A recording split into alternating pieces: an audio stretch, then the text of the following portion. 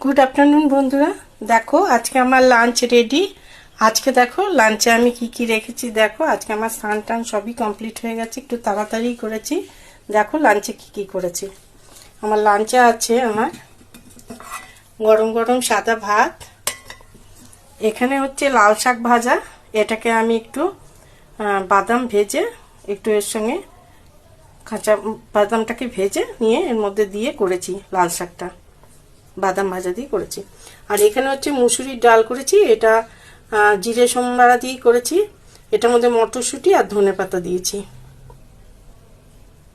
আর এখানে করেছি মাখো মাখো আলু পোস্ত।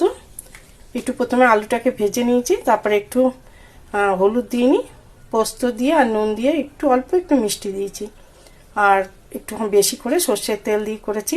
এটা মাখো মাখো করে করেছি আলু পোস্ত।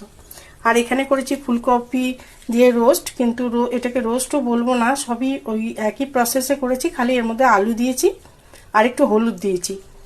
এই হচ্ছে আজকে আমার লাঞ্চ মেনু। তোমরা কে কি লাঞ্চগুলো অবশ্যই ভিডিও দিয়ে দেখবো। আমার লাঞ্চ মেনু তোমাদের কেমন লাগলো অবশ্যই কমেন্ট করে জানিও। ভালো থেকো, সুস্থ থেকো। এই পর্যন্ত।